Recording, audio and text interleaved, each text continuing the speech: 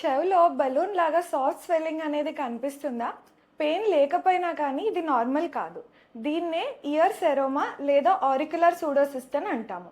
ఇది యూజువల్గా upper cartilaginous part of the ఇయర్ని ఎఫెక్ట్ చేస్తుంది.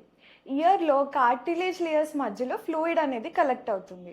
ఇది పస్ కాదు, ట్యూమర్ కాదు, అసలు క్యాన్సర్ కానే కాదు. బట్ రిపీటెడ్గా స్వెల్లింగ్ రావడం వల్ల ఇయర్ డిఫార్మిటీ అనేది రావచ్చు. సో దీనికి కాజెస్ ఏంటి అని చూద్దాం. మైనర్ అన్నోటిస్డ్ ట్రామా, హెల్మెట్ వాడినా కానీ దాని ప్రెషర్ వల్ల కూడా వచ్చే ఛాన్సెస్ ఉంటాయి. And sleeping repeatedly on one side, ఇయర్ని హార్ష్గా రబ్ చేయటము, ఆర్ స్పోర్ట్ ఇంజురీస్ వల్ల కూడా రావచ్చు. సమ్టైమ్స్ అసలు రీజనే ఉండకపోవచ్చు ఎందుకు వచ్చింది అనేది. దీనికి ఎలాంటి సిమ్టమ్స్ ఉంటాయి అనేది చూద్దాం. సాఫ్ట్గా పెయిన్లెస్ స్వెల్లింగ్ అనేది డెవలప్ అవుతుంది. ఇది యూజువల్గా ఇయర్లో ఫుల్నెస్ లాగా ఫామ్ అవుతుంది.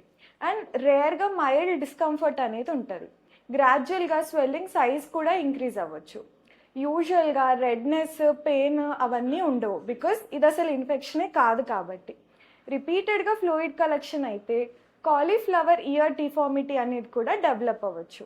ఎస్పెషలీ ఇది డిలే ట్రీట్మెంట్ అండ్ రిపీటెడ్గా నీడిల్ డ్రైనేజ్ చేసినప్పుడు ఇలా అవుతుంది. దీనివల్ల వర్సన్ అయ్యే ఛాన్సెస్ కూడా ఉంటాయి. సో దీనికి ఉండే ట్రీట్మెంట్ ఆప్షన్స్ ఏంటి అనేది తెలుసుకుందాం. యూజువల్గా మనం చేసేది ఏంటి అంటే విండో ప్రొసీజర్, దాని తర్వాత ప్రెషర్ డ్రెస్సింగ్ కూడా అప్లై చేస్తాం. అండ్ కొన్ని కేసెస్లో అవసరమైతే స్ప్లింట్ కూడా పెడతాము. Usually day care procedure, recovery చాలా క్విక్గా ఉంటుంది.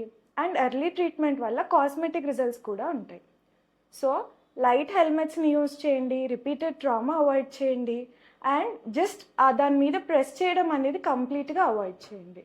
So for consultations you can visit us. I'm Dr. Akshita Reddy, consultant ENT at Onus Robotic Hospitals, Champapet.